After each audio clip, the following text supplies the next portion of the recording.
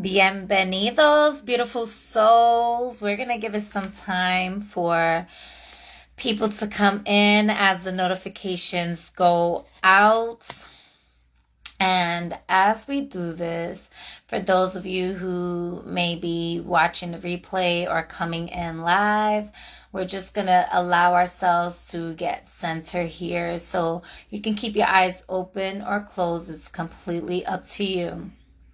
And just feel into your body at this time, allowing yourself to straighten your back.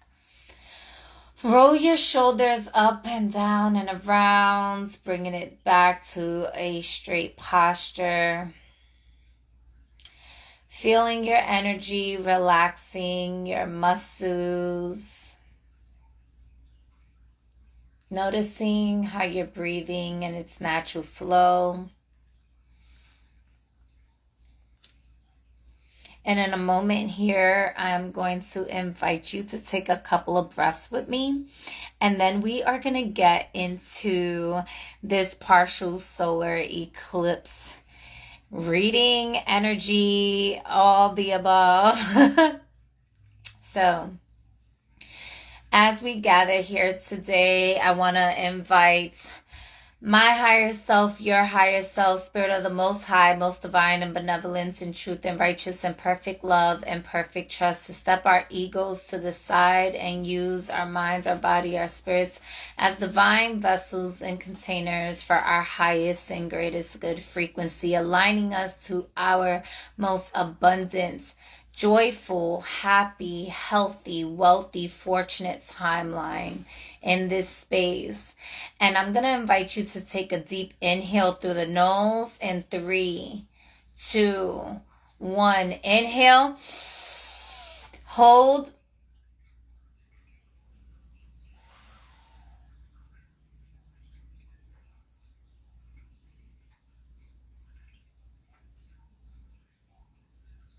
Inhale deeper.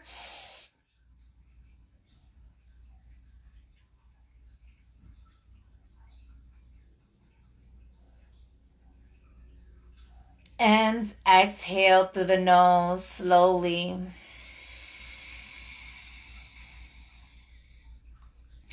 And then we're going to do 2 more breaths like that, right? And so inviting in the ancestors of the highest order, the ancient ones, the primordial ones, the ones beyond all realms and dimensions of space and time, beyond these matrices as we know it, that are in divine cosmic alignment with our galactic soul's essence, imprint, and our galactic council. So taking a deep inhale here. Hold.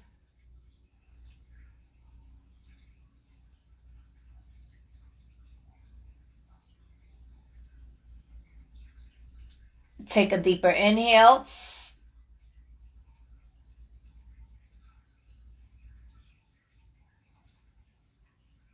And slowly exhale through the nose.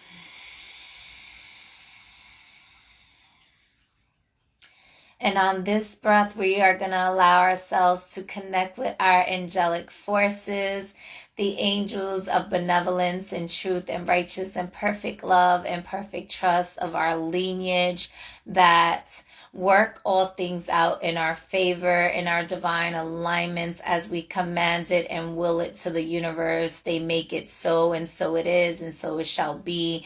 And allowing ourselves to integrate all of our essence, each and every cell, every organ, every molecule, every atom, every essence of our being, calling back our power from every timeline, every space, every dimension to be with us here and now, to integrate and anchor in our highest and greatest timeline in this space here and now.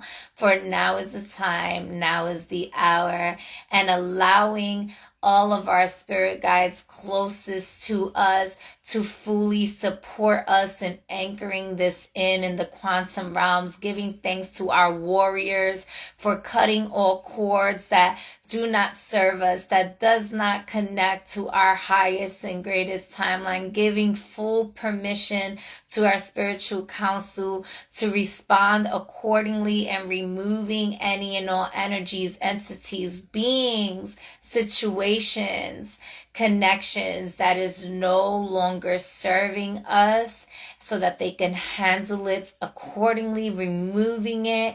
And as we allow our higher selves and our conscious mind to transmute those spaces and then fill it with divine love, frequency, and knowing of our greatest good, being the version of our greatest selves in joy and happiness and good health, good wealth, good fortune, and confidence and truth.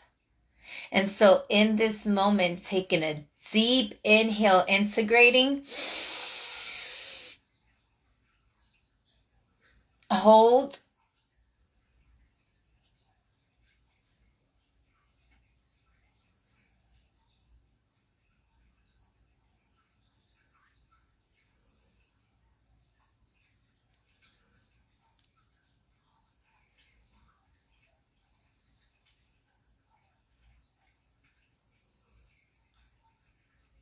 take a deeper inhale, hold,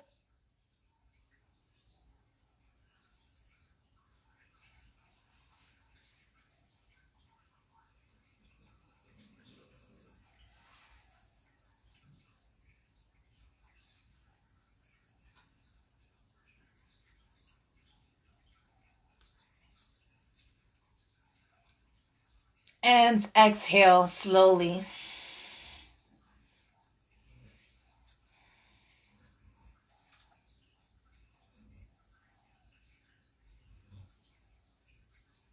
Now just feel your energy centering, integrating, anchoring, anchoring, anchoring.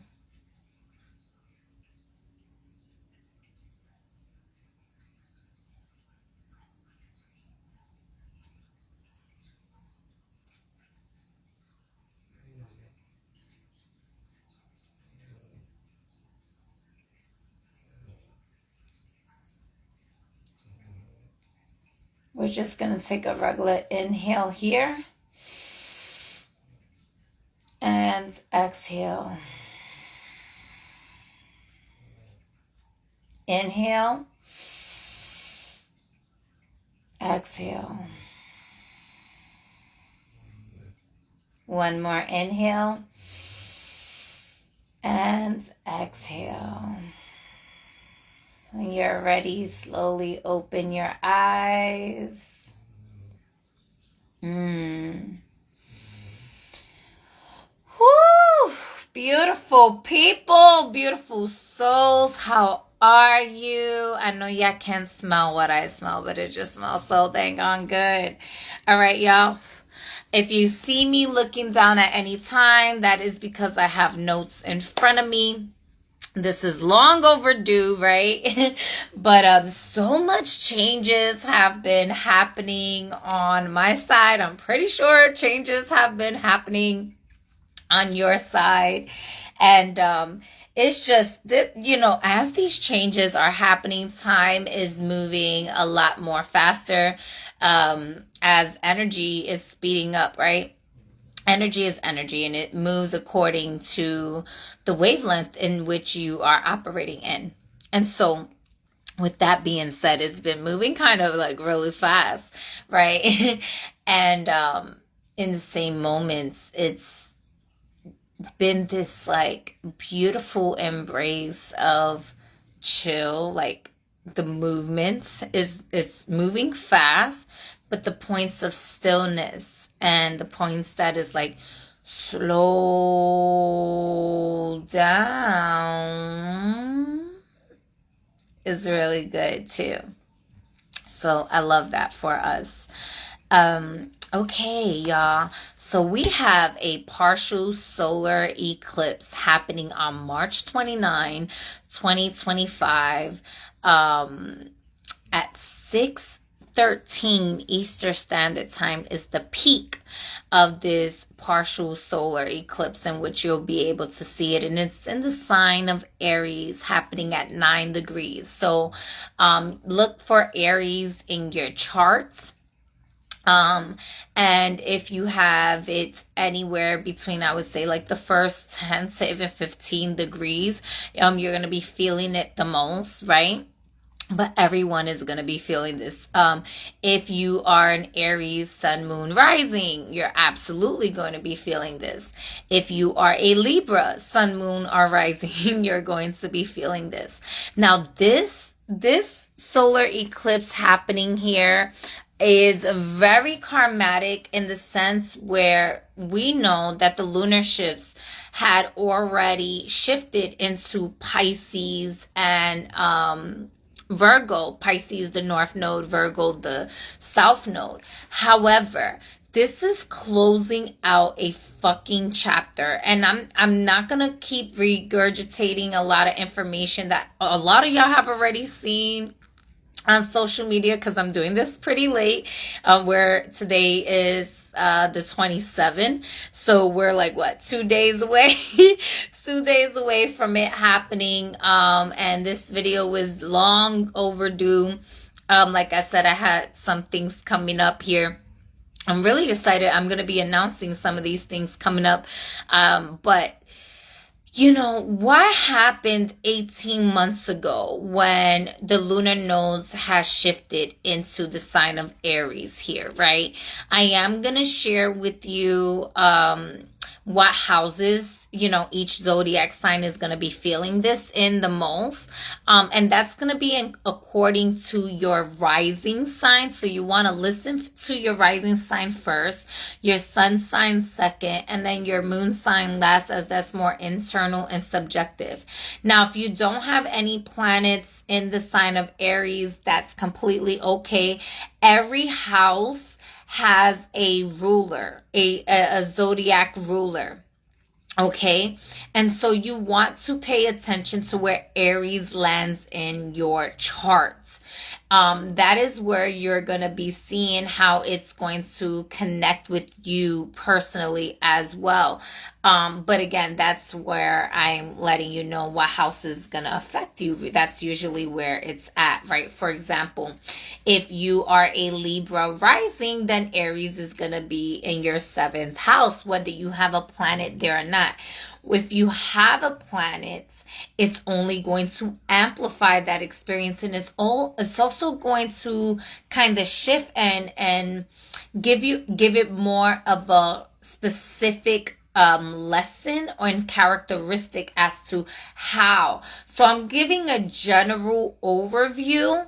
If you want a more personalized reading, then feel free to DM me, email me, text me to schedule your one-on-one, and we can actually look into your specific chart and see, you know, if there's any squares, any conjunctions, any, you know, any planets that's in that house, and how it's going to be happening for you. But overall, if you don't know how to look for that, or you know, you just know your rising sign and you don't have time to do all of that, then just listen up, chill, drink your tea, smoke your weed. If you're gonna smoke, you know, drink some water. All right, if you have alcoholic beverages, that's none of my business, but you do what you're gonna do. I love you too. Maybe so, maybe not, I don't know, but in this moment we just gonna vibe and chill, right?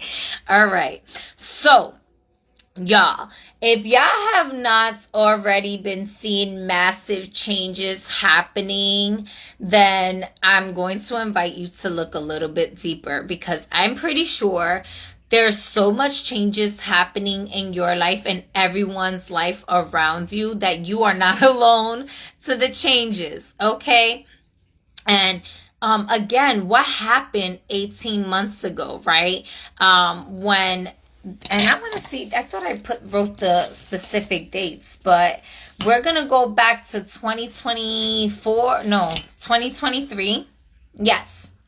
April 20th of 2023 is when we had the eclipse, the first eclipse happening with in the sign of Aries, right? And so this is closing out. What happened April of 2023? What did you have starting in your life? What was transpiring at that time that you kind of see yourself closing out that chapter now? It's either putting it at a complete ending because you gained the awareness of that lesson, you learned the lesson, you graduating from that lesson, or you elevating to the next level. It may not be a complete closing out. It could just be, that something is getting elevated and graduating to the next level, right? So this can happen in many different ways, and I really want you to pay attention. Look back in your journals. What were you feeling? What were you experiencing? April 20, 2023. Right, this is when there was a north node. Aries was in the north node, and that was the new moon. This new moon is also, even though the north node is in Pisces, and we have Venus Venus is in retrograde, and she just ingressed right back into Pisces. Venus, even though she's in retrograde, Venus enjoys being in the sign of Pisces. Pisces is about endings. Pisces is about this dissolution, dissolving, certain things. And so there's a lot of things coming to an end, but this new moon is symbolic of forward movement, and forward movement with boldness. Like being bold, being courageous. This ain't for the weak here. There ain't no people pleasing energy going on with this energy, with this new moon going on here. We have Mercury currently in the sign of Aries. Mercury will be ingressing back, but Mercury is currently in the sign of Aries, and Mercury's in retrograde. Mercury and Aries ain't playing that bullshit. There's no bullshit to be played here. Speak your heart, don't bite your tongue, don't get it twisted, don't misuse. What's your problem? Let's resolve it. And if you ain't gonna resolve it, if you're not looking for conflict resolution, get the fuck up out my face, get the fuck out my way. I'm keeping my peace. I'm staying in my own lane. I'm staying out the way. I'm minding my business. I'm keeping it chill. I'm keeping it thrill. And I'm making sure I'm going where the money's at and where the happiness is at, right? That type of energy.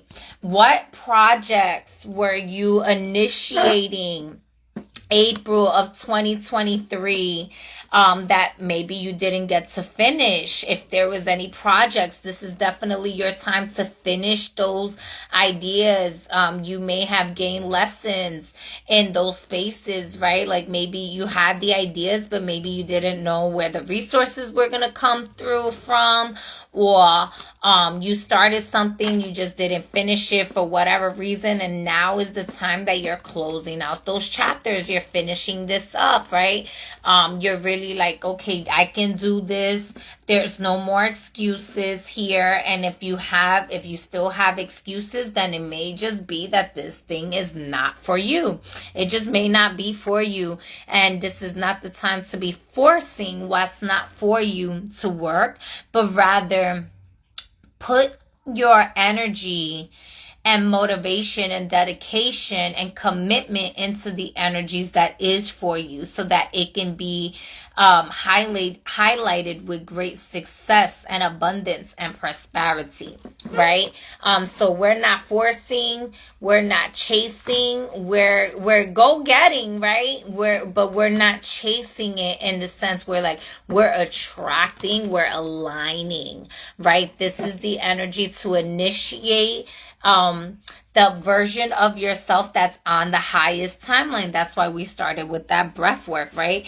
The version of you that's on this timeline, right, knows better, knows I just have to exist in my purpose in this way here where I'm dedicated to my goals. I'm in alignment with the flow of proper reciprocation, where I'm aligned with the knowingness that I am supported by the universe, by my higher self, by I am my higher self, right? Like all of it. And in that alignment, it really does create a massive ripple of change to where even when you're walking in the paths of the unknown, which is what an eclipse does, right? An eclipse puts some like, there's something hidden, something that you can't see. It's ecliptic from it may be, this is a partial eclipse. I always look at the partial eclipse, like it may be, the blind side of your peripheral view or something like that, right? But that internal knowing and trust is like all your senses. If you ever look at a person who may be physically blind, how they're able to navigate and walk and see with their spiritual eyes. They can see with their hearing. They can see with their smell. They can see with their taste. They can see with all their other senses, right? And so that's really what an eclipse energy does. It helps amplify your clairs and getting you into deeper alignment with your intuition. And so I was really getting that calling, like you are, especially if you're in this live here, if you're here live or on the replay, like you are being initiated to a higher level of source of self, like of your commitments and stuff, because you've been putting in a lot of effort and commitment and energy to dedicate yourself on this path, and that you are actually in alignment. You are on your right path right now. Like there was just certain things that needed to get out the way, and you've seen people, situations, places play out in your face to where it was lowering your frequency, and spirit is wanting you to remember that when you are stressed, when you are operating from a lower frequency, be it anger, be it resentment, be it jealousy, be it competition, even these things lower your frequency from your higher timeline, from abundance, prosperity, success, and it also decreases the trust, the perfect love and perfect trust energy that you have with source, right? That irrevocable trust that can't be moved. It puts it in a space to where it not completely hinders your spiritual gifts, but it puts it where it's harder to access, right?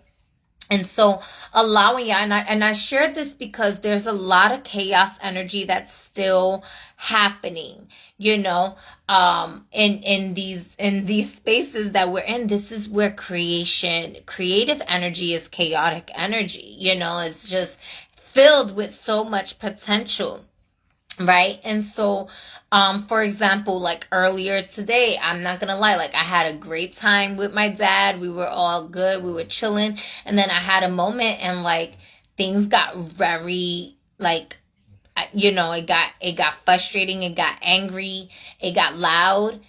And then that happened, and then I was like, okay, like the explosion happened, and afterwards it was like, okay, like we need to clear this energy. We need to get into a space of love. We need to get into a space of conflict resolution, because staying in this frequency doesn't resolve anything. It doesn't solve anything. It just leaves it in a space in which it keeps both of our bodies, both of our minds, both of our energies in a lower frequency.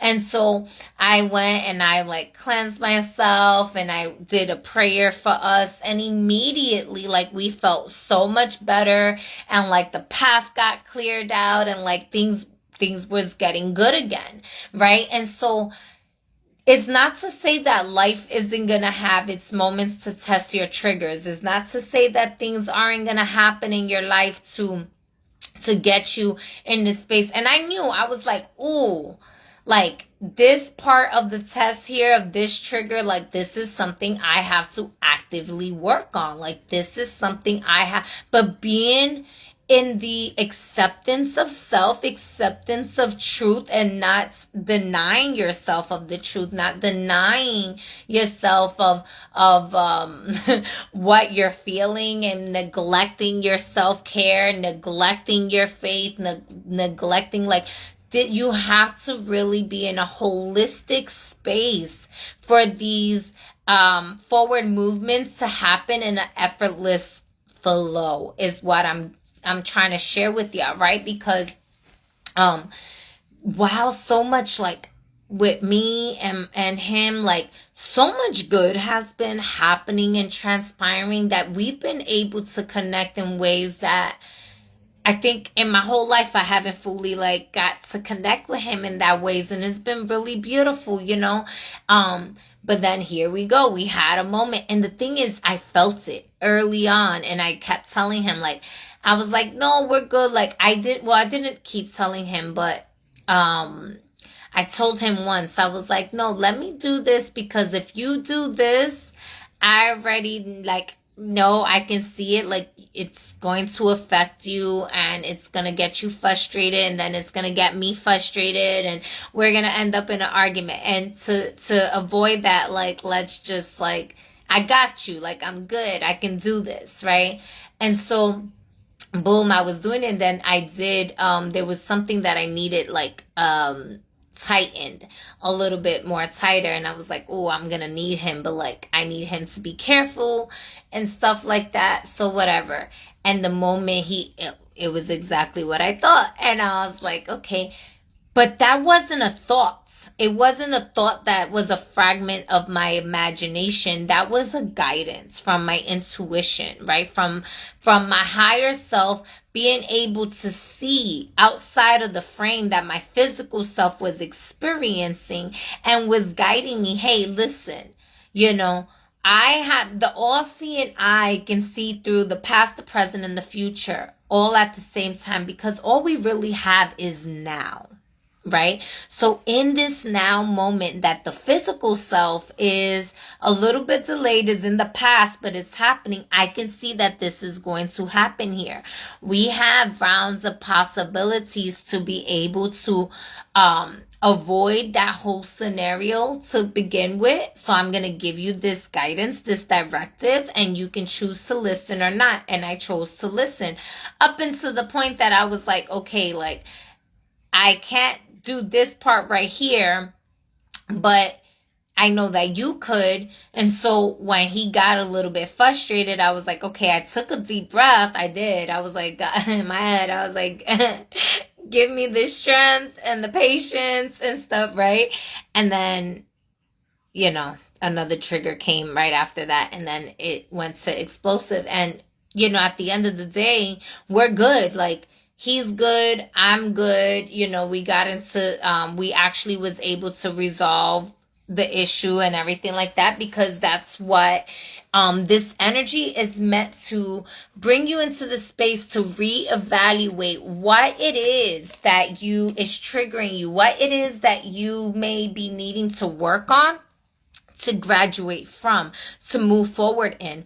There's a lot of out with the old, in with the new energy, right? And so this is gonna be family, people, you know, friends, relationships, even, you know, physical things, right? For some of you, this could be home, this can be cars, this can be careers, right? That's really showing you what is no longer working for you, and how do you approach this with your new information of awakening, right? How do you approach this? And again, if you fuck up, mistakes happen. How do you take accountability? How do you allow yourself to find resolution, right? Conflict resolution, right? In these spaces, because there's still these retrogrades here that is going to trigger this, but it's meant to bring it into awareness for reevaluation, for course correction. All right. So there's also the question came up. I put this question down in my notes here. It says, how are you sacrificing yourself for work or situations that lack passions? So this new moon is really asking you, are you overworking? Are you in this space that you tell yourself abundance means hustle, hustle, hustle, hustle, hustle? Like, I get it. I'm a hustler. I'm a hustler, baby. I just want you to know it ain't where I've been, but where I'm about to go. I just want to love ya. Right? So let me love on you a little bit, right? Let's take this moment here to identify with how you are sacrificing yourself for work. If you could allow this moment to just be a moment to help you heal your traumas, then you could allow love to love on you, right? It's in the spaces where trauma exists that creates those triggers and resistance to let love be the abundant frequency to bring you into the space where money just wants to be in your life because you exist, right? Where you are able to just magnetically attract different forms of abundance, right? Maybe you need a new vehicle and somebody ends up gifting you a vehicle. You're like, what the fuck? Like, how? That can't happen to me. Like, I would know. If you say you can't, then you can't, right? And that's where resistance is, right? I just shared with y'all. Spirit, my higher self was like, you can do this. Don't let him do that part because it's going to lead to an argument. And I was doing it and doing it and doing it until I said, I can't. And then what? I let somebody else do something that spirit already guided me. Right? So what is your higher self, aka you, in this moment? Because you are your higher self. We just did this breath work. We're in our highest timeline, right? What is the guidance that you are giving yourself, or that your ancestors of the highest order, aka still you, because on a celestial realm and a cellular realm, you are one. What is the guidance that is being given to you for you to let go of?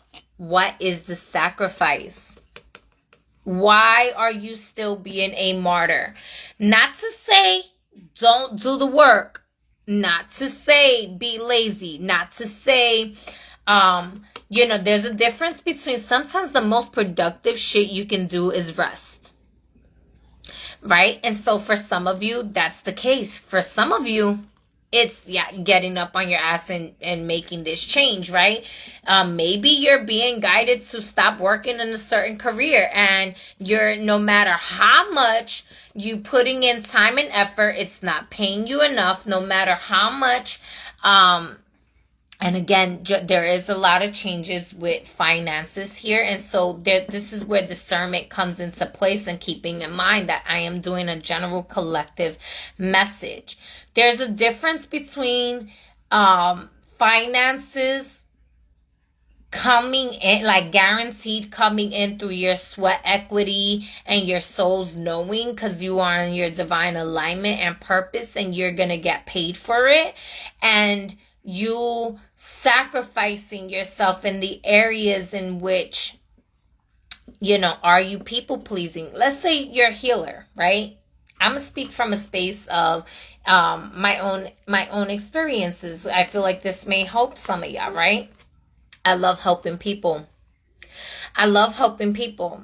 And there's been people I give my personal number to and stuff like that.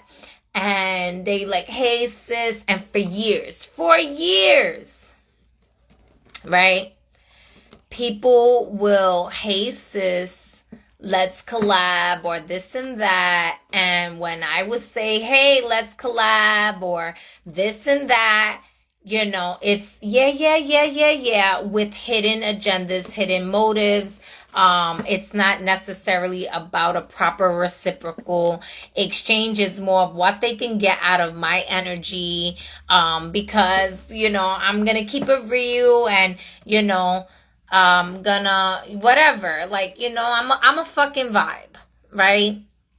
And I didn't always, like, look at myself as I'm a fucking vibe. I just was like knowing that this is my path, this is my journey, this is what I'm meant to do, right? And I felt passionate about these things. But they would be able to see certain things that I didn't see about myself, right? They're experiencing me while I am living in me. I'm living in my own experience while they're having their own experience of me. And so, when it was beneficial to them, they will reach out. If it wasn't beneficial to them in the moment, which is, again, we just said about letting go things that don't serve us, right? So if I wasn't serving them in the ways that they expected me to serve them, that maybe challenged their growth, because maybe they were operating from a space of complacency, or they were operating from a space of ego, whatever it is, right? They're like, nah, I'm good. Okay. So keep that same energy. Now that they see certain shifts and changes and stuff like that, and like trying to reach out and stuff, I say, okay, if I say yes to this, then I have to step my ego to the side. And so one prayer that I like to do is, I call upon Spirit of the Most High, most divine and benevolence and truth and righteous and perfect love and perfect trust, to step my ego to the side. Think into my thoughts, speak into my words, work into my deeds, and use me, for I am forever yours to be used, right? For I am one. We are one. In that space, if Source tells me, nah, they could keep that same energy, I'm going to let them keep that same energy where they was on the nah is nah, and allow me to be guided, because sometimes there'll be people that like, yeah, I really wanted to work with, but then when I don't listen and I put myself in that space, I see why Spirit was like, nah. Because it's like, wow, it didn't even really, all of that, and I could have did this better by myself, or whatever the case may be, right? And it's like sacrificing your intuition, sacrificing your abundance, sacrificing your time, your energy, your attention to feed somebody else that can't even fucking duplicate the type of harvest that you would have brought in had you allowed yourself to surrender to true love frequency. And y'all could have all been fed. They could have ate, you could have ate, and then some, right? Thousands on each side, because the abundance would just completely multiply because it's in divine alignments. But because ego's at play, it's like y'all breadcrumbing each other's highest experience. Although it may seem fruitful and prosperous and fortunate in the 3D for a moment, how beneficial is it really for the highest and greatest good of all involved, right? Is it lacking passion? Is it competitive, right? Like, you don't need to compete with nobody else outside of you, for real. Even if y'all in the same field, right? So how are you sacrificing yourself? Where are your triggers when it comes down to work? Where are your insecurities when it comes down to work, right? Someone get her a hammer. She's nailing it. Oh, thank you. All I saw was the word hammer. So I was like, what are they talking about? So, when you're operating from a space of scarcity, of fear, right? Maybe your triggers are, I don't want to be homeless again. I don't this and that. And so you put yourself into being a martyr and working into a space that's like not feeding your passions, is not even like, and there's a difference between your passion being something that's for your career and something just being a hobby. Like, you have to know, are you sacrificing yourself for something that's really a hobby and you not even really like, for example, let's use music, right? There's a lot of people that love to create songs and music and this and that, but they will not pay to have their music played somewhere. They will not pay to work a show. You know, they feel like they need to be, and not to say that you won't get paid eventually, right? The sweat equity that we spoke about. But like, it also, to a certain degree, right? And this is minding your discernment on what's the sacrifice, right? But it takes money to make money, right? And so let's say you are a musician and you want to get paid to do concerts, you want to get paid to have your music played on Spotify, on the radio, on iHeart, on YouTube, on all this shit, right? But you will not fucking pay somebody who's already seen, maybe a podcaster, somebody who has a radio show, somebody who does showcases, those that do concerts. You don't want to pay to show up for yourself. But you want to call yourself an entrepreneur. You want to have all the ego stroking parts of it. But you're really sacrificing your time, your energy, your attention, your ego, your integrity for the full commitment that your soul is like, you can have this if you allow yourself to, like, maybe you need to pay to get your shit mixed correctly, because that static in the background, like, we can't even hear your lyrics. That shit sounds crazy. Like, some people want to be 100% so independent that they want to do everything, and they're not a fucking engineer. So now you're paying more and you're doing more and you're getting less traction, because you're paying more because people's not going to want to hear the shit. Like, there's beautiful artists that I know that they have, their vocals are amazing. But you put those vocals in with some beats that aren't mixed correctly, that the shit is horribly produced. And I'm like, I don't even want to hear your shit, sis. I don't even want to hear, that shit is horrible. I don't even want to, like, I'm not even going to put anybody onto your music until that shit is mixed down correctly, because that shit is crazy, right? Now, that's part of, okay, do I believe in myself so much to where I can pay somebody to mix this track down for me, or do invest time in learning how to do this shit so it sounds good, and get, like, ask people that are listeners, right? How does my song sound, right? Is there something I can do better? Do you hear an echo? Do you hear static? Does it sound off beat? Like, asking these questions and being open to criticism will pay you more in abundance and success, rather than sacrificing your own abundance and success because you want to let your ego be stroked. And now you're sacrificing your time into a space that really is just your habit. It's just your hobby. It's your hobby. You don't really have the passion there. Because if you have the passion there, you're gonna want to ask these questions. You're gonna want to know what people think about your music. You're not gonna just be posting your music just so it can be heard and you can get attention.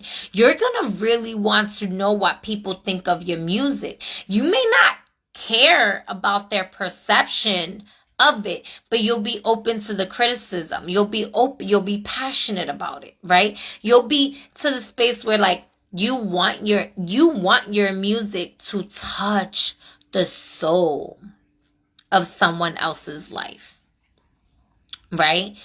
If you are a healer, you want your healing to touch the soul of someone else's life. You want it to cleanse their life and purify their life so good that they're like, yo, that one right there, it's hard to put into words, but they just know. It's seen. People gonna know through your energy before you even speak. If your passion is writing, putting it in writing, right? Whatever it is, your passion, like working on your passion here, right?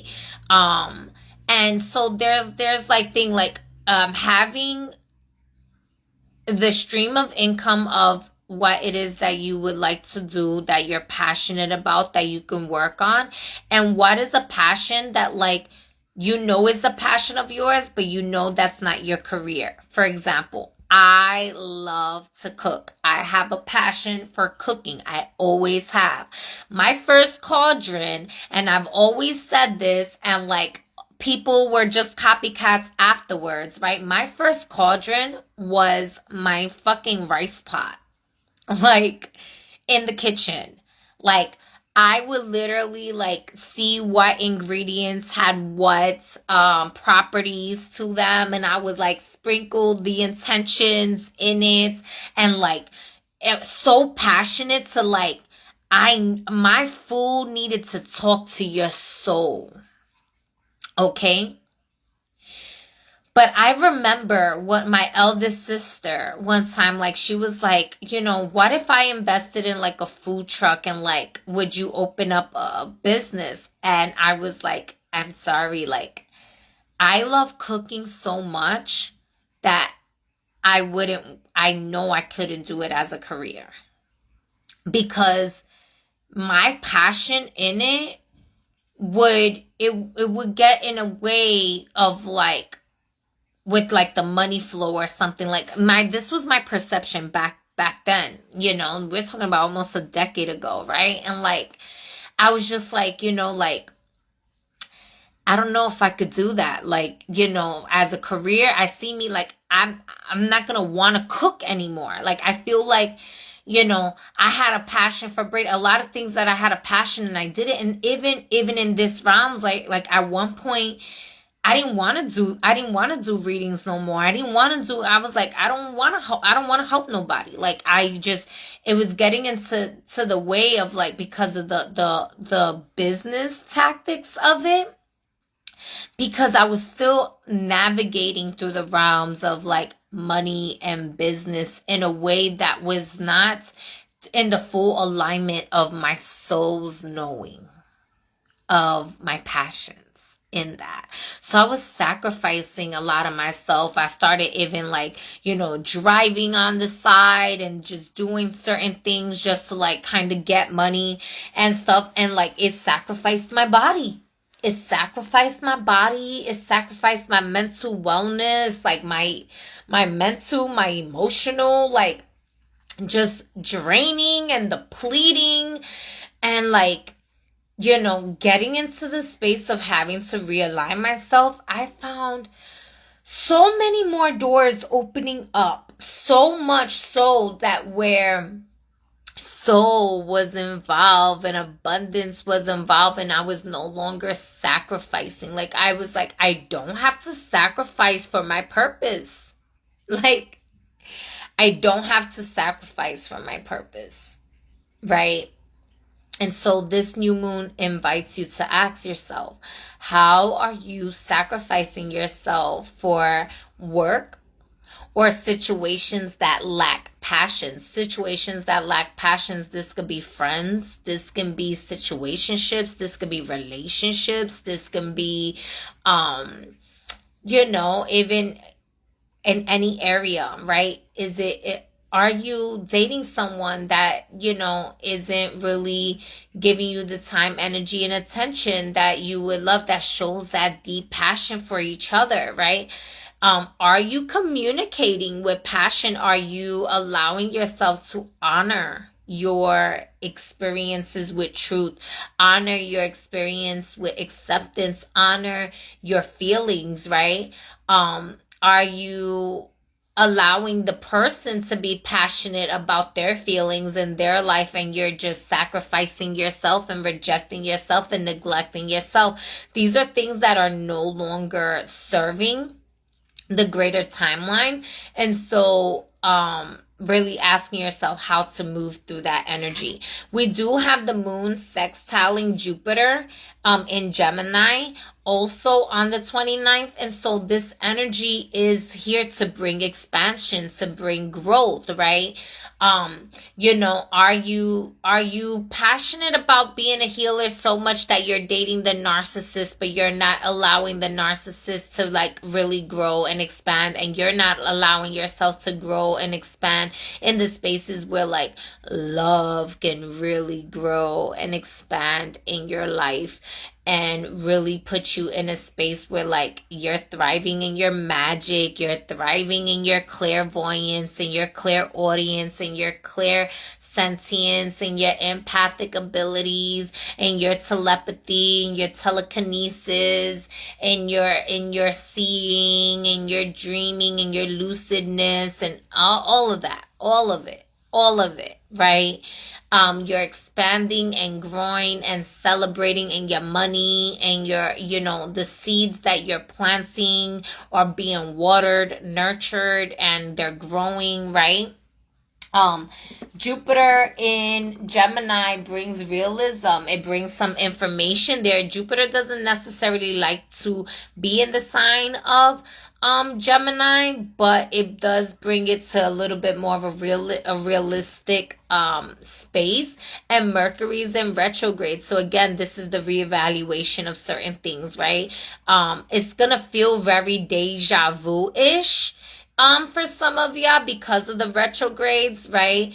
But it's also, what was did I write it down? It was a deja vu, and I'm gonna take a sip of water really quick.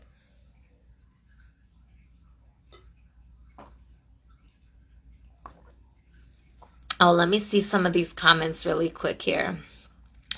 I love that about the rice cauldron. That was my first, I'm telling you. He would get distorted in some way because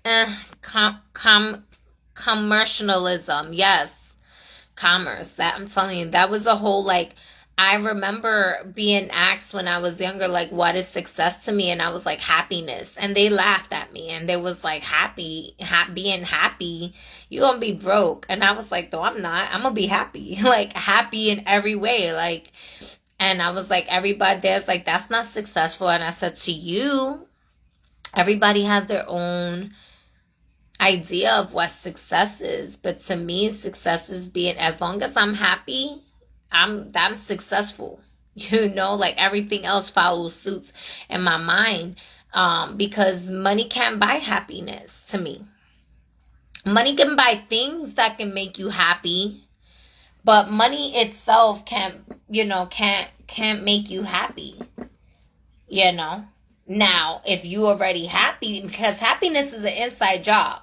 Money is an energy that contributes to it's a tool. It's a tool that contributes to your energetic reciprocation of how you value things, right? But you know, it's like for people who value pendulums and tarot readings, right? That's gonna make them happy if they get or they value crystals and this and that. But somebody who don't value that shit, they're not gonna give a fuck. They're like, that's just not gonna make me happy, right? So it's not a bad thing. Like, money is not good or bad. It just is what it is. It's a tool that is meant to be symbolic of your values. All right. We also have the day before Venus, which Venus went back retrograde into Pisces today. And then we have on March 30th, Neptune goes into the sign of Aries. That is a major thing too, because this new moon is happening in the sign of Aries. And even though that's the next day, this is going to play a big part as to like the parts that's hidden. So, what are you committed to? This is a big energy about your commitments. This is a big energy about, Not just where your sacrifices are. And I know I gave a lot of examples, and hopefully they made sense for those that it needed to make sense, because at this point I don't even remember what the fuck I shared with y'all.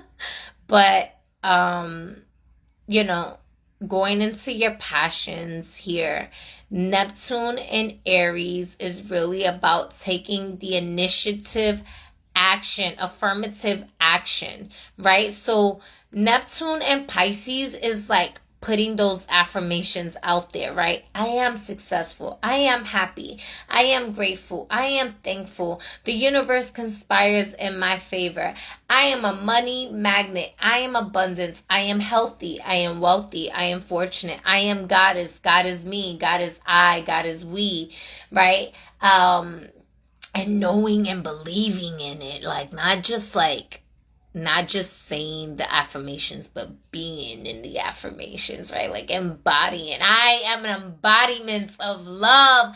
Love embodies me. If you look up the definition of love, it is me, it is we, it is thee. We are love. I am love. The embodiments, the wholesomeness, the completion, the beginning and the end and the alpha, the omega, the benzu, and the void of essence of all. It is I, we, love, frequency, embodiments, affirmations, right?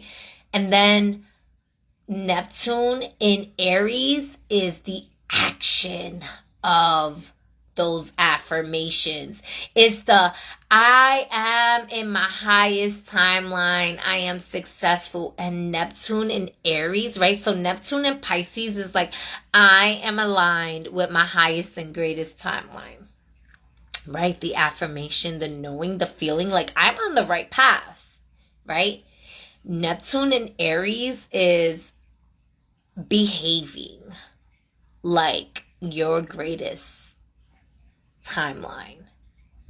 All right, it's realizing, making it real.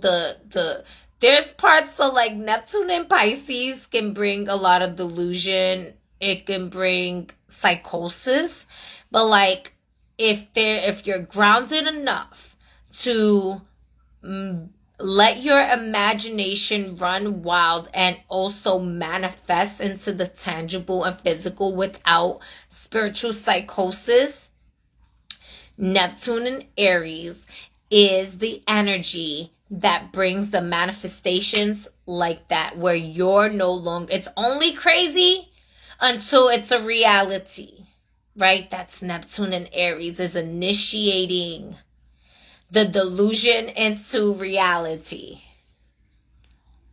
right? So being the one that drives the Lamborghini, even though you may not have Lamborghini money, right, at the time, but you're like, this is my Lamborghini. This is my house over here. So like, a way that you can do that, one way that I like to do that is I drive to a specific neighborhood and I communicate with the neighbors. Like they think I'm one of their real life neighbors. They really do think that me and my fur baby, that we live there. And we do. Right? We will. And so, putting yourself in that frequency, that's Neptune and Aries, and initiating that to the forefront, as like a master magician, and bringing it from the ethers to the physical realm. Right, just to bring like a long story short. So I know I've been like rambling on. I'm on that shit. Yes.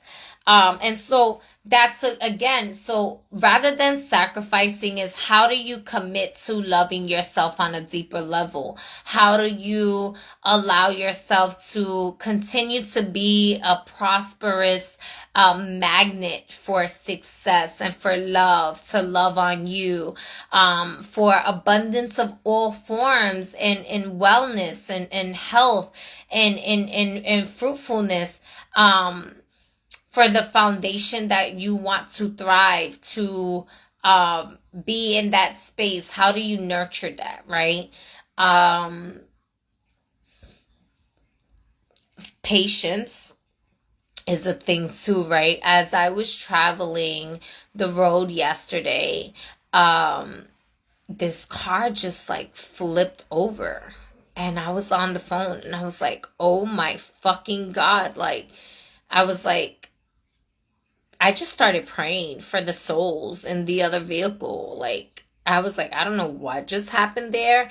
I was like, it could have been an argument. It felt like it was an argument. I was like, it could have been an argument. It could have even just been like a heart attack or something that transpired and they lost, or like the vehicle backshot something. I don't know. But the car was in the middle of the highway driving, and then it just flipped upside down, spinned upside down, started catching fire and shit. And I was like, I was praying, and as I was praying, I was like, do I fucking call the cops? Like, you know, and then I seen the other cars stop, and I was just affirming, you know, that the situation unfolds for the highest and greatest good of all involved without me intervening in karma. Because this energy right now, whew, people are getting their karma. People are getting their karma. And, you know, one thing that Spirit was like not intervening in their karma, in a sense where like, we don't know if they needed to get into that car accident to meet their soulmate. We don't know if they needed to get into that car accident to realign certain parts of their life, or to have a spiritual awakening, or to stop being abusive, or stop. We don't know why that accident had to happen and get that in that wave, right? So it's like, without me intervening in your karma, I affirm that divine intervention assists you for your highest and greatest good in this way, you know, and that this unfolds for the highest and greatest good of all involved. And I saw that. Like, I literally was seeing that, and I was like, I even asked Spirit today. I was like, are they okay? Like, I was curious. I was like, are the souls okay? And like, my friend on the phone was like, you know, I was supposed to leave 2 hours ago, and I ended up leaving 2 hours later, and on the other direction. And like, you know, she was like, you know, we don't know why that happened, but you know, you was meant to be on the opposite side of that so that you can do your prayer, but keep moving forward to where you had to go, because God didn't want you. If you were supposed to be on that side, you would have been on that side. And if you were supposed to go home 2 hours ago, like you normally would have went home 2 hours ago, then you would have not been here to give that prayer. You know? And so everything happens in such a divinely orchestrated way that it's like, if you are who you say you are, right? Like, in that space, I could have just kept driving and not did a prayer at all. But that's not what I'm about. That's not who I am. Like, this shit is not just for the internet, right? It's in real life. Like, and so being there, like, I took a moment to pray, right? To send healing energies, to affirm that angels were going to be there to support them and help them, even if they have to jump into certain bodies to help the physical vessel do what it needs to do to act as an earth angel to get the job done so a miracle can happen. Without me intervening on their karma. Know what is in divine alignment for their highest and greatest good. Because that was one of the things I got was, girl, because I wanted to. And when my guides talked to me clear, I listened. They was like, you do not, and not no living guide. This was in the spirit realm. I literally heard them. You don't know if that's how they're gonna meet their soulmate, so be careful how you word this. I was like, fuck around, find out it may not be the firefighter, maybe it's someone in the hospital. Maybe it's afterwards. Maybe it's not a first responder. Maybe it's someone after your accident, as you're in your healing process, that you come across somebody and that ends up being your life partner. Right? So we don't know. This is the part of the eclipse, is like, you know what you know, but there's parts of the changes. There's parts of the path that all you know is that you have to keep moving forward. All you know is that you have to be in your divine purpose. But you may not know all the details as to why certain things are happening. You just have to know and accept that they are happening. And all you can do is control yourself in that moment and respond accordingly to your purpose. That's what an eclipse reminds you of. That in the parts where it's the unknown, you have to walk in faith. And faith without works is dead. And as a death doula, we here to say, do not fear death, such as an ego death. Because with that, there's a great awakening. With every ending, with one door closes, another door opens. That's what this eclipse on March 29th is showing us. All right, y'all. So I'm going to get into the different signs. I'm going to take a sip of water here.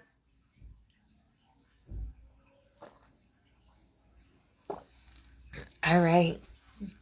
Don't be so impulsive. What did we have with Mercury here also? Did I break down something with Mercury? Oh, Mercury is going to retrograde back into Pisces. I said Mercury is in Aries. Well, Mercury currently is in Aries. I believe Mercury goes into Pisces either tomorrow or the same day. Mercury will ingress back into Pisces, which is accidents. Funny, we were talking about accidents, right? I did a whole Mercury and Pisces video, so you can check that video out if you haven't already on the replay on YouTube.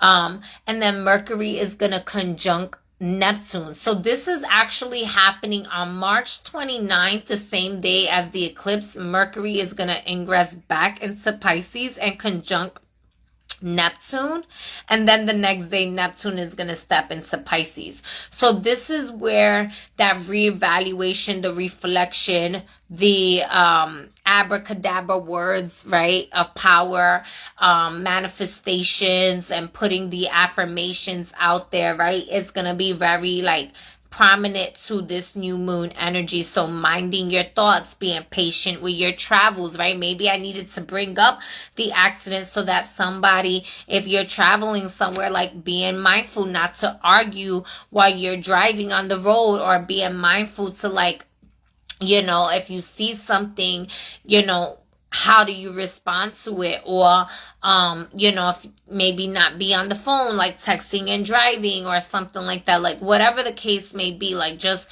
also not operating from a space of fear, but operating from a space of like doing your prayer, before you leave from one destination to the next destination, right? Do a prayer to protect your vehicle also, right? You know, and allow yourself to be guided while you are traveling down the road. All right. So, moving forward. So again, listening for your rising sign first. I wish somebody could have timestamped this for me, but I'm going to have to timestamp it. So anyways, we'll get into it. So Aries, this energy, so rising sign first, sun sign second, moon sign third, as it's more subjective, internal, that's more your emotional body, your mental body, connected with the mother. The sun sign is connected with like your ego, it's connected with your father, it's connected with like your identity. And then the rising sign is also your identity, but it's more like how people perceive your identity and how you maybe subconsciously or even consciously to a certain degree, like your characteristics, your personifications of how you identify yourself with and stuff like that, right? So it's more personalized, it's more about you. Let's get into it. Aries, this energy is happening in your first house. So you could be experiencing major changes, like when it comes down to how you identify yourself. How are you reintroducing yourself, right, to the world? You could be making major changes when it comes down to your body, maybe certain habits, right, of maybe working out some more, or maybe, you're looking to change careers, and in this career change, it requires a wardrobe change or something like that. So you're changing your style of clothing, you're changing your hair color, or maybe you're cutting your hair, you're letting your hair grow, right? This could also be like being mindful of sharp objects, being mindful of headaches, maybe drinking some more teas and stuff like that, some nettle. This could also be like, you utilizing your head some more, right?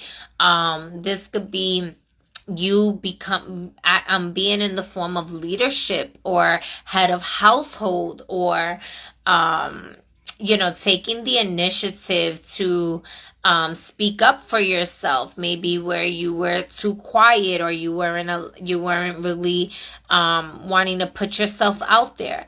But this is also giving you the space of like where you're going to want to isolate just a little bit more. You are taking things a lot more personal at this time, because this is a very personal time of transformation for you, right? People are exposing themselves to you, right? Like you're like feeling motivated and wanting to initiate major changes, but you're also like, and again, these are closing out chapters. So there could have been things that you started to like reintroduce yourself with 18 months ago, and like you're closing out this chapter. Maybe you started school and now you're graduating, or maybe you started initiating yourself to go down one path, and like now you're really getting like the recognition of it. Or maybe you're just feeling like you need to like just really get, like maybe you were having an identity crisis, and now you're coming into a space where like it's not really feeling like a crisis anymore, but a reintroduction, right? Like you've changed your mind on certain values and certain things. These things weren't working for you anymore, and so you really wanted to take the time to like get to know you again, right? And this new moon is ushering in the new roads, the path that aligns with this new formed identity. Okay, Taurus, this energy is happening in your 12th house, and this energy here, there's a lot of endings. You may be feeling extra tired at this time. There may be relationships that like people that you did not even think were gonna like backstab you. Maybe you came across some like secrets or some hidden agendas of other people that it felt a little bit like betrayal. Maybe you were self-sabotaging and you came to some realization of like, I really need to stop this habit, because this habit, it really puts me in a space where like I sabotage my own greatness, or I don't allow myself to like really expand and grow, by doing this, it just keeps me in a loop. It keeps me in a space that's not really serving me anymore. And I know this, and like I just need to make the change, right?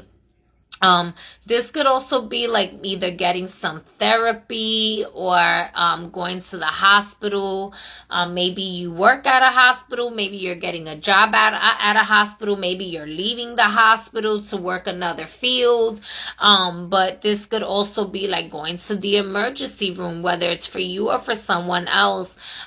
So there's a big emphasis on your health at this time, making sure that you're taking good care of your health with this energy. energy. If you were dealing with health issues, maybe, you know, you were having those health issues before, but like now you're in the clear, now you're better and you're healthy, something like that. That could also be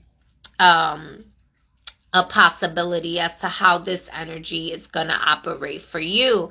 You know, when it comes down to the self-sabotaging, this could also be like, what are your addictions? How are you sacrificing yourself, you know,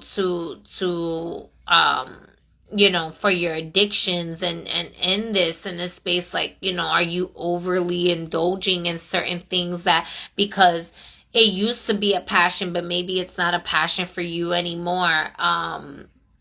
This could also be a lot of prophetic dreams, Taurus. So paying attention to your dreams, especially with Mercury in retrograde conjuncting the Neptune.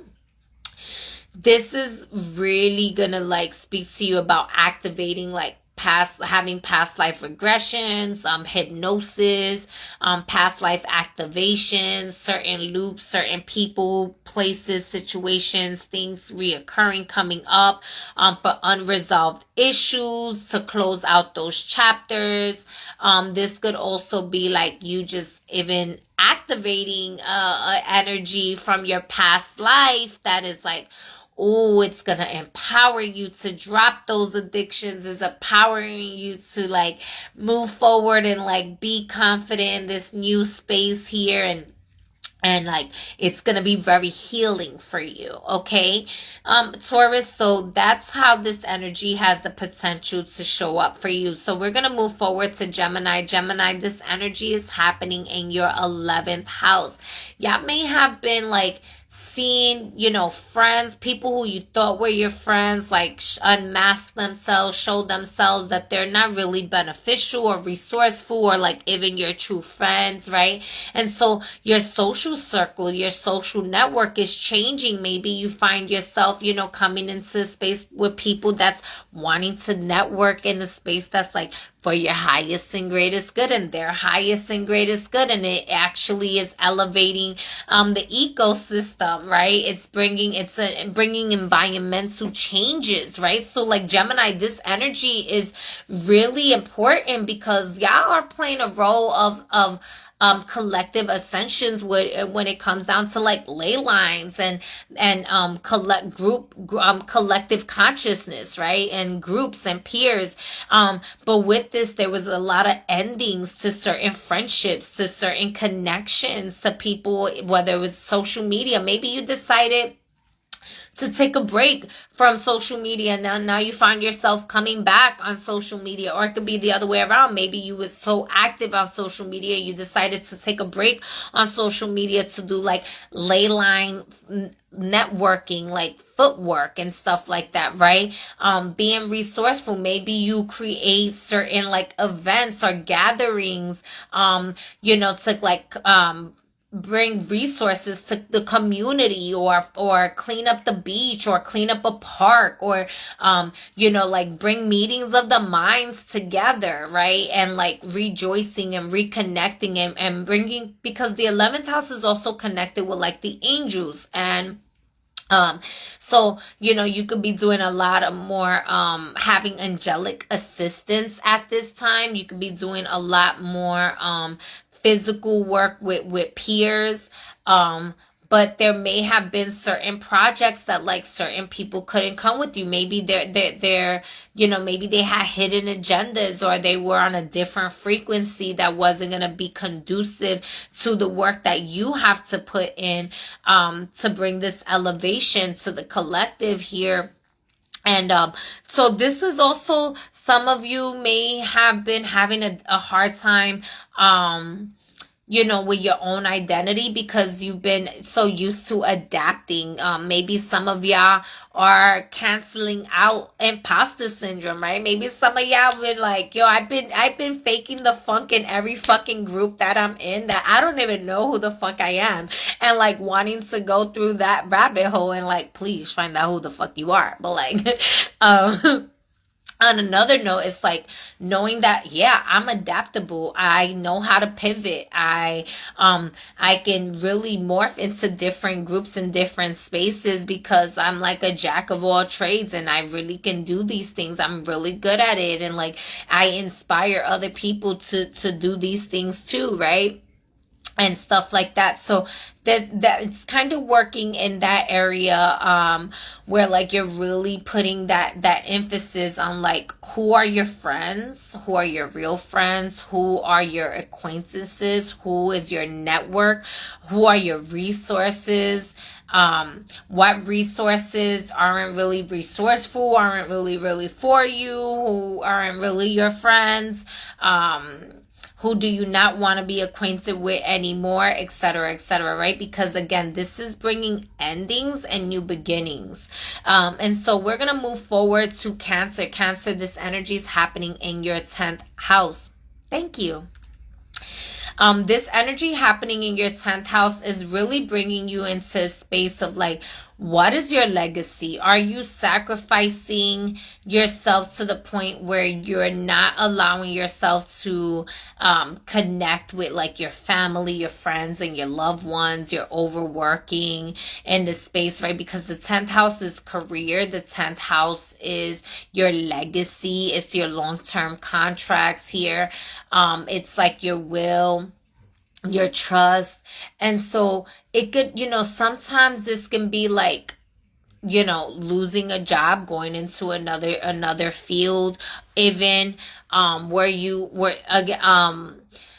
let me slow down. Okay, Cancers, because y'all are super emotional too. And we have Mercury in retrograde conjunct Neptune here.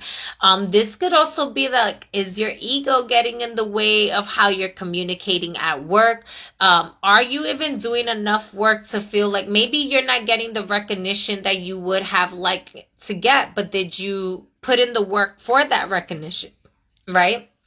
Now, on the other hand, have you been putting in a lot of work and you're still not getting that recognition? Are you sacrificing yourself at work for a place that's not supporting you, right?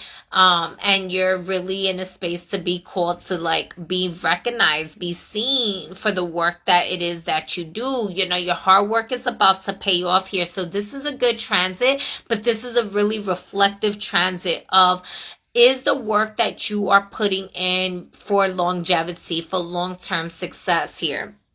Dang it, I gotta hurry up because my phone is at 15% and I don't have my charger nearby. So, Cancers, if you are having a career change, this is actually a career change that should be supportive of your passions. This will, if it's in alignment with your passions, with your soul's purpose, this is going to bring you a lot of the recognition that you wasn't getting in other spaces. This is going to bring you that financial success here to be able to invest in like a trust fund or something like that for your legacy, for your future kin, right? This could also be, your reputation is going to play a major role into how you get into certain spaces with other people here. That's going to bring long-term success here. If you are operating from a space that you're just doing things for money, you're sacrificing your time, you're sacrificing your family for something that's not passionate, this could bring like an ending to that career and put you in a space to like re-establish your foundation and balance it out. Like, are you even not impulsively spending your money in a way that like you're working paycheck to paycheck because you haven't really like created a long-term like plan or something like that, right? This is about really balancing out your faith with your plan, like a business plan, or just like the efforts, the work that you put in. But overall, I do see like this could even be a raise, you getting a raise, or you initiating a conversation with your boss to get a raise. This is, I definitely can see that here happening for y'all. Now, there may be, because it's an eclipse, there may be parts of it that's like, you know, hidden, where maybe you asked for the raise, but you didn't quite see how much more responsibility you was taking on. Because the 10th house, there's a lot of responsibility here in this space here. There could also be like certain healing. Maybe you're a father, or you have some healing work to do with your father or something like that. Maybe you have some subconscious tendencies that came from your father's side of the family that is like sacrificing the ways that you do your work. Are you feeling like a functional depressive person? Right? And are you covering your emotions with work to distract yourself, right? Or are you not putting in enough work and emphasis into your passions because you're letting your emotions get the best of you, right? That's something to like kind of balance out and look at, Cancer, here in your 10th house. So we're going to move forward to Leo. Leo, this energy is really nice for you. This energy is happening in your 9th house here. So travel. Maybe you're traveling to foreign places, or you're traveling into some new studies, right? You could be studying something new, some new philosophies. You can be getting into like a marriage, or you can maybe be traveling to another country and decide to get married in that country even, right? And like, this is something that like, or you can be learning a new language. Whatever it is, this energy is really speaking to some passions that was like, you used to talk about this, and you know, with Mercury in retrograde conjunct Neptune, like this was a fantasy of yours, this was a passion of yours, this was really like an energy that was like maybe on your quote unquote your bucket list even, right? Like you fulfilling these things and allowing yourself to travel through those new realms here. There's a lot of newness in this energy here, and of course the parts that's hidden is the parts that's unknown, right? So if you go to a new country, like you just know that you're going to this country, and you can have somewhat expectations or things, but there's a lot that you don't know. You've never been there before. So that's the hidden part of the eclipse, right? On the shadow side, this can be like maybe a lot of gossip or like shipping issues, but this could even be that you do a business with someone overseas, right? Maybe you not traveling, but you're creating some sort of business or partnership or collaboration with someone international even, right? That's definitely a way how this energy can transpire for you, and I really like this energy for you here. This could also be like you really taking your efforts, whether it's your work but really mostly your passions, right? Your belief systems here. Some of you, this could be like completely like going from religion to non-religion, or from non-religion, like, maybe from atheist to whatever, religious, poly, it doesn't matter. It doesn't have to be a specific, it doesn't have to be religious. It could even be, what is that, it's with an O, I believe it's with an O. But like where you believe in a higher source, you believe in a higher power, even if it's that you don't believe in like quote unquote God or religion itself, just a higher power. That could be a thing, right? From like being atheist, that can be a thing. This could also be, being mindful if you do have any like business and like commerce and stuff like that, but there's a lot of like successes and support that's happening here also, but there may be certain delays, so just because of the retrograde, and there's also like minding your contracts twice, because things may not necessarily, and I should have said that for Cancer too about the contracts, because certain things may not be exactly what it is, but you'll be closing out certain chapters here. If you were working some sort of business where shipping was overseas and maybe there was a lot of like conflict issues, stuff like that, you know, solutions coming to the forefront in regards to like, do you continue that business? Do you pivot and change into another career?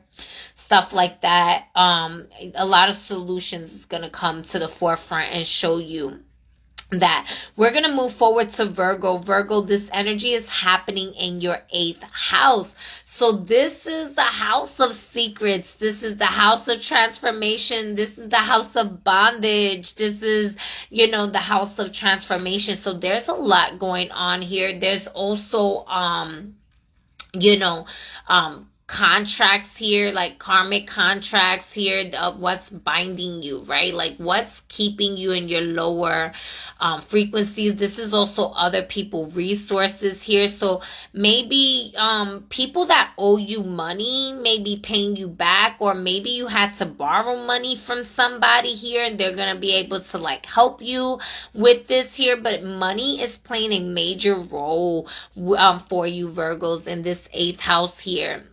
And so maybe you have to like learn to like budget or mitigate yourself, or like put yourself in a space of like, how resourceful are you? Are you wasteful, right? Because with that connection with Jupiter, Jupiter also reminds you of what is waste. Like, what are you wasting? Are you wasting your time? Are you wasting money?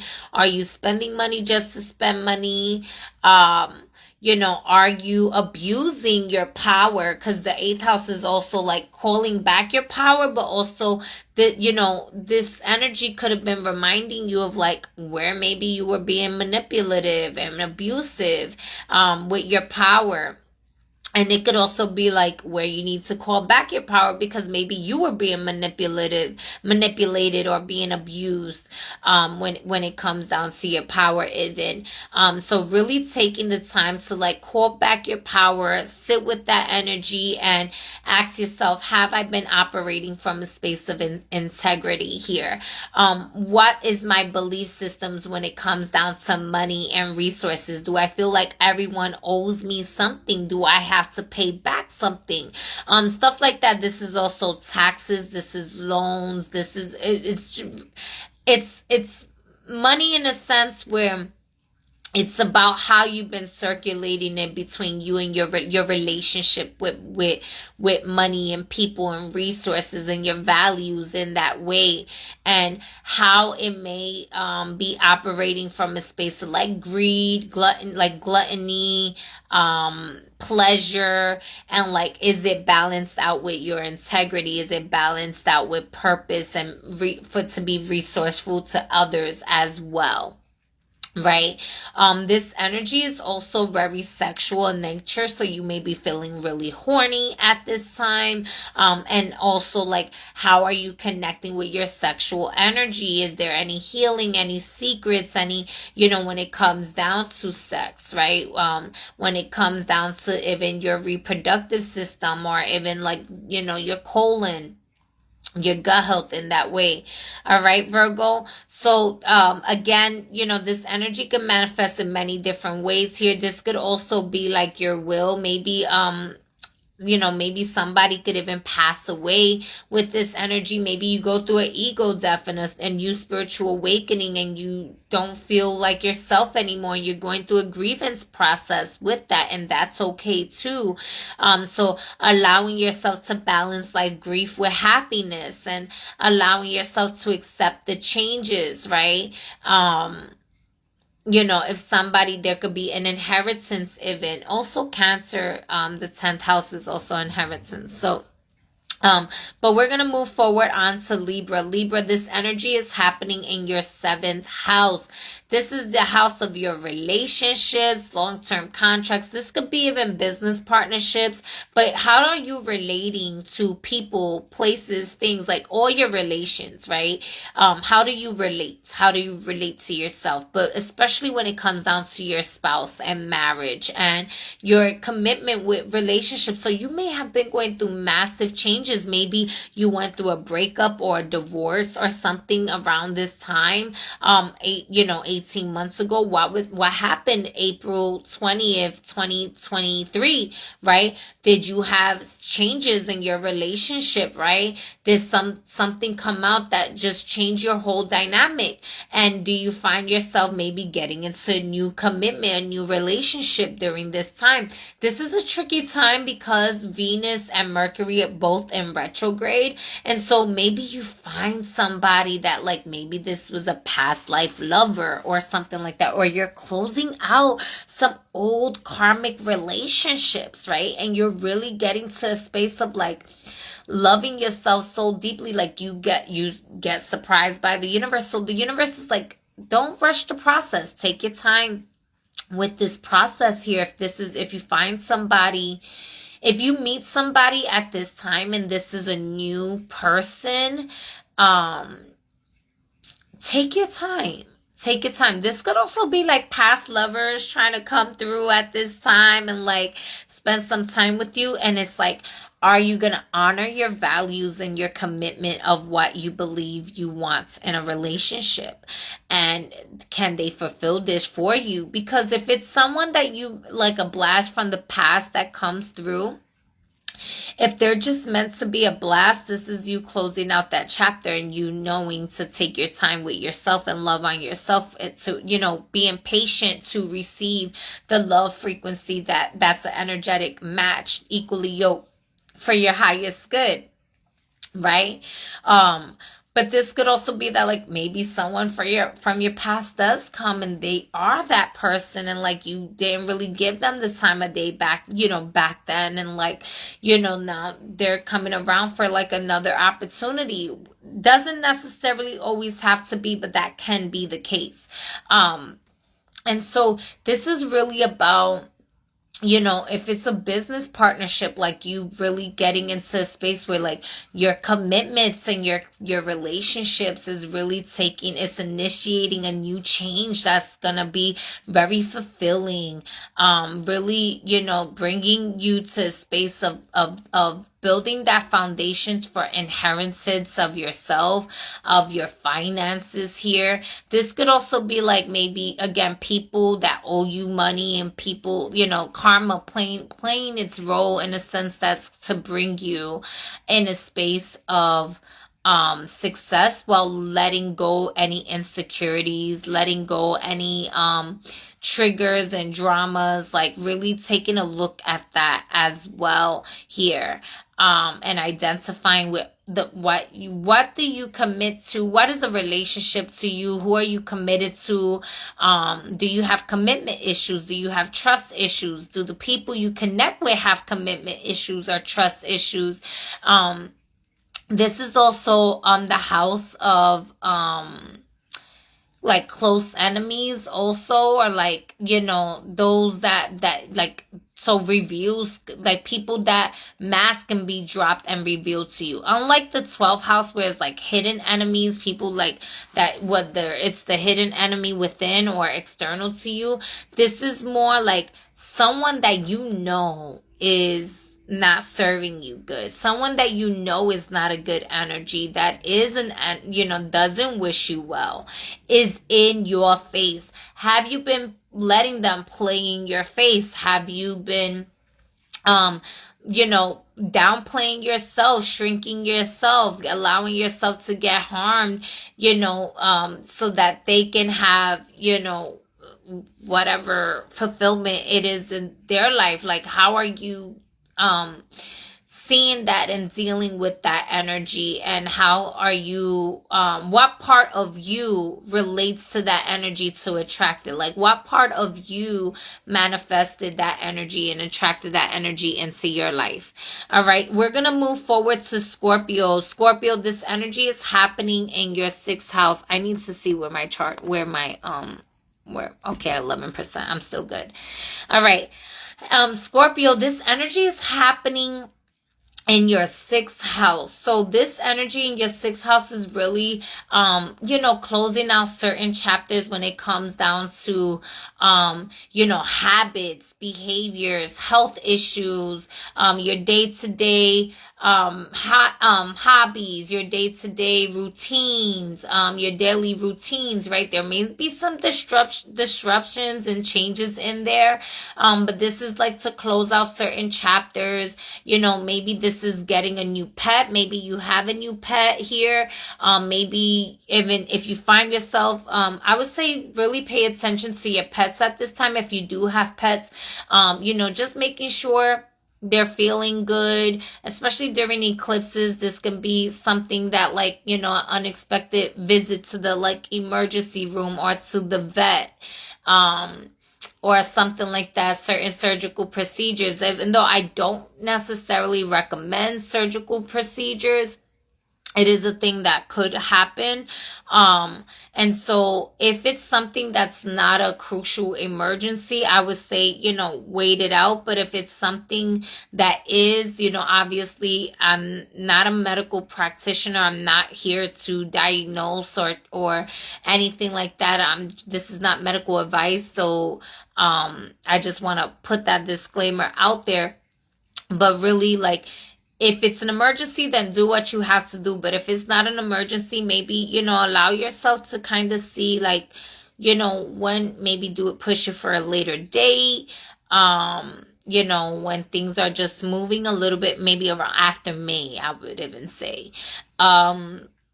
So, and then when it comes down to your pet, like, you know, maybe this is changing, you know, your pets. If you have any pets, you know, maybe you're training them, maybe you're changing their food, maybe there's some, like, you know, even pets running away, or you find a lost pet or something like that. That could be a thing. Also, another way, you know, this could be gossip at work, and you putting an end to that. You know, maybe defamation of character and you putting an end to that. This could be like if you had to get a lawyer in regards to that type of stuff, or like changing careers even. This could even be like amplifying, you know, if you are an entrepreneur, maybe you find yourself like getting more success or having more work and having to put the energy and effort into work here. And so making sure that you're not operating with a lot of stress, or, you know, or if there's certain delays or certain issues when it comes down to your, you know, maybe you're traveling to work and there is an accident, or you're traveling to work or you're traveling home from work and like there's a road closed and there's a detour or something. Like, what brings you happiness, like in the scenic route, in the longer route, what is your relationship with patience, right? In that space. But also, like, really put it in the space of, like, you know, creating healthier daily habits might be a thing. So like maybe you're going to the gym more. Maybe, you know, you went from drinking Red Bull to drinking coconut water, and you're like really seeing the difference in your energy levels and your skin, and like, you know, you're thinking clearer, stuff like that, right? This is also like, you know, really putting you in the space of like just wanting to continue to create better habits, daily habits and routines. Okay, Scorpio, so I love this energy for you. We're going to move forward to Sagittarius. Sagittarius, this energy is happening in your 5th house. All right, yeah, this Sagittarius energy, I love this for you.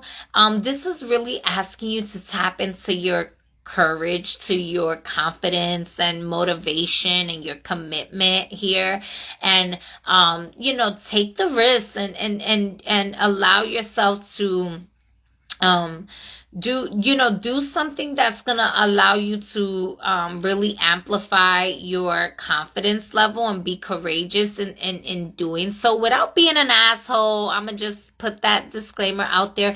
The 5th house could be flings, okay, also. So you know, be mindful of that. But this could be, maybe some of you are just looking for a fling thing, right? Friends with benefit or something like that. But this could also be relationships.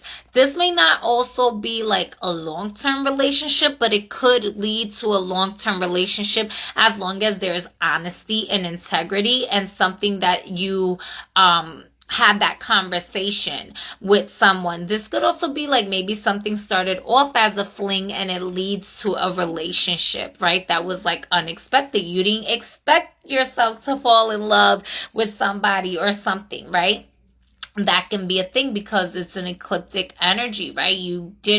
There was something that you didn't see. So, in certain cases, like this is even children, right? So this could be pregnancy. This could be your inner child needing to heal your inner child. And like, maybe there was certain, like, maybe you were dealing with some form of attachment issues or, insecurities that was deeply rooted from your childhood and you couldn't see it back then. And like certain situations occur in your relationships with people at this time. And like, it starts to like be in your face and you're like having to be courageous and bold and confront that part of like nurturing your inner child and releasing these toxic behaviors or something like that in order for you to have like a relationship that's built on integrity and built on honesty and like,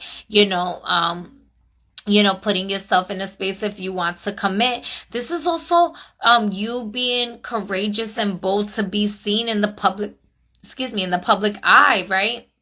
Because the fifth house is like this superstar energy, right? And so, maybe you're an actor, you're a musician or something like that. And like, you are meant to be seen at this time. This is not for you to like be insecure about who you are. And like, but this is also like, information about you may go public at this time.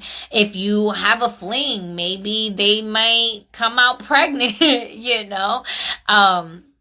And so really taking these things into account, like there may be parts of, okay, well, yeah, you want to be famous, you want to be seen, and you get that. And then it comes with like hidden things that you didn't know. So like maybe certain contracts, certain things, or, maybe somebody writes about you and they write something about yourself that you couldn't see clearly about yourself. And you're like, wow, like, really? Am I like that? Like, it's not just about, this is where your confidence has to come in. That's that Leo energy, right? Like, because the fifth house is naturally ruled by them, but like really allowing yourself to shine like the star that you are, like the king, the queen, the sovereign that you are, shine like a diamond, shine really in your power in that space here to be seen, and have a lot of fun. This energy is about having fun, bringing joy, bringing pleasure into your life as well here. And so, looking at where your commitments are, and how do you bring pleasure into your day to day. I love you. Hello, beautiful soul. So we're going to move forward to Capricorn. Capricorn, this energy is happening in your fourth house. This can be maybe you are changing locations. This can be that you are upgrading your space. This could be that maybe there's some healing going on with like your parents, a parental figure. It could be father or mother, but maybe even specifically with like the mother energy here. This could also be like just you finding yourself wanting to like be at home more, or maybe you're called to like do things more at home as opposed to like outside. Not necessarily, like I said, this could also be like, maybe something hidden happens, like maybe you're needing to do renovations to your home, right? Maybe you laying down a new floor, tiles or wood or rug or something, right? Or you're redecorating, moving furniture around, things like that, that's a way that this energy can transpire. Maybe, you find yourself, there's a little bit hidden challenges here and there, or like it may take a little bit longer. I'm gonna use it an excuse, right? As a Cappy, I had some like different, furnitures, moving things around, some upgrades and stuff like that. And like, I had every intentions on having it all like perfect and divine order, by now. And like, that's what kind of took me longer to do this live for you, right? To get these readings out. And like, I move things around and like everything is not done yet, right? And like I'm like, okay, well, I still gotta put these videos out. So if I keep waiting and waiting and waiting, like this has to get done and this also has to get done. So how do you balance what needs to get done at home, like prioritizing that, right? The stuff that needs to get done at home, making sure that it gets done, but also prioritizing what other priorities that you may have, right? And put it out there.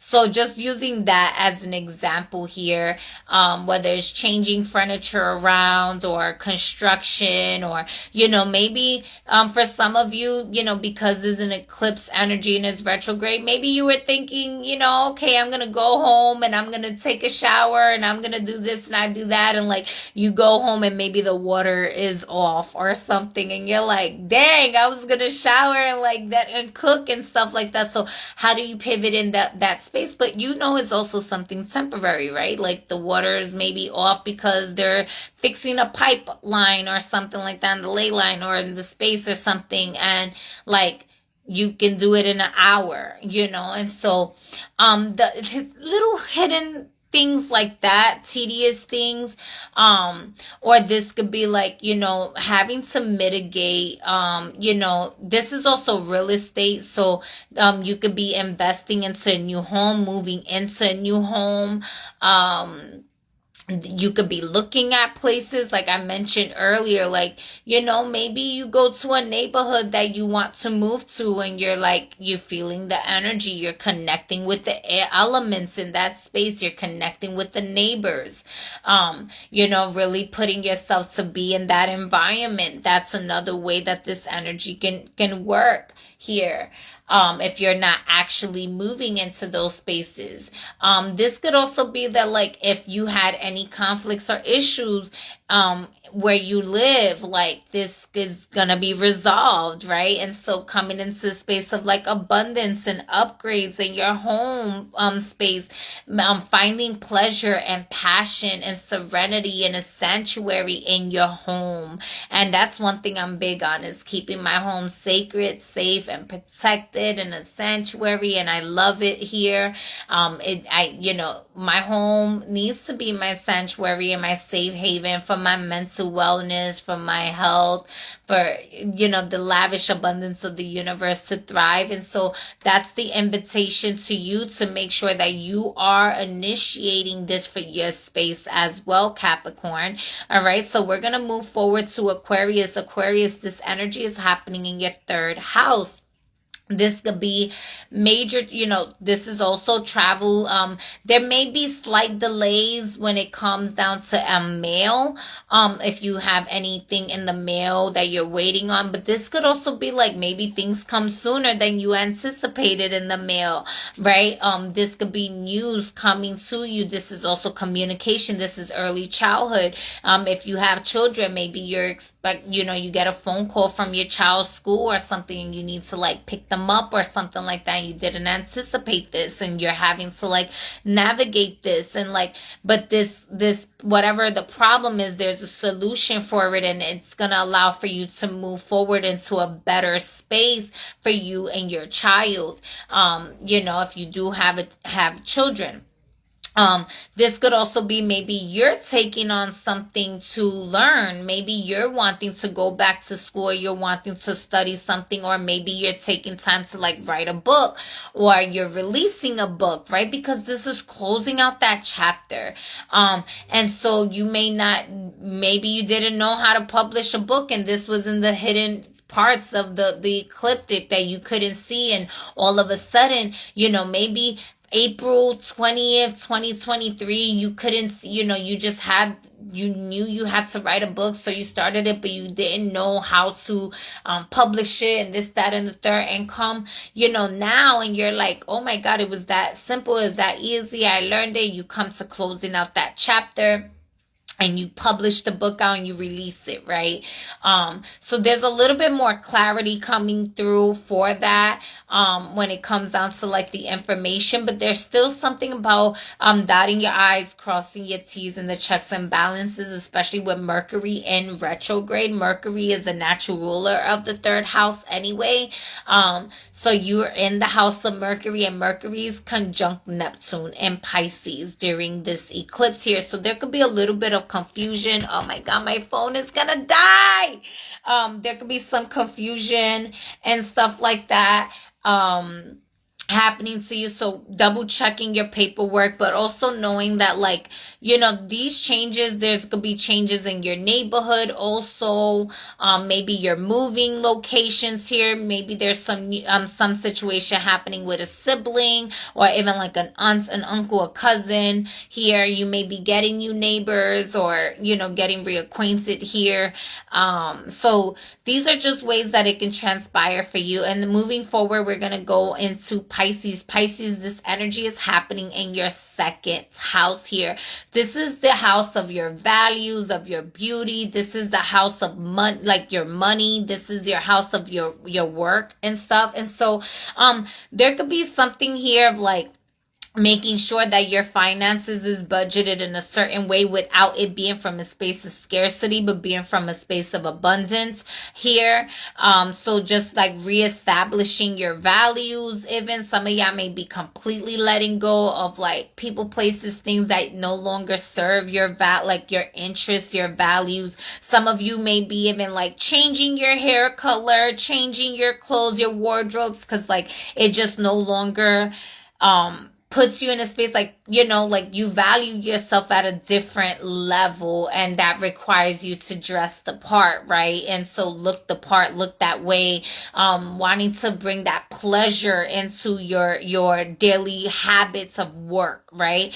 For your money, your relationship with money here, your relationship with your mind, your relationship, with work, right? The second house is money that you work for. So there could be changes in your work environment, maybe putting in the work where you're gonna get more responsibilities, and this is like more money, more quote unquote more money, more problems. I don't want to say more money, more problems, but more money, more responsibilities. Here, this could be a thing.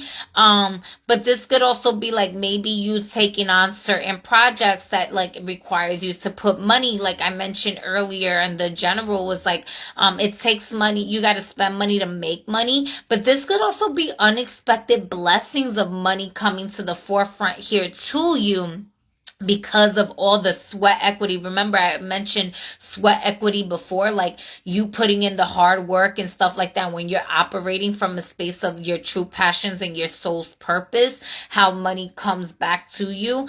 So, or like maybe you paid, you know, you somebody owed you money or something like that, and this is coming back, circling around to you.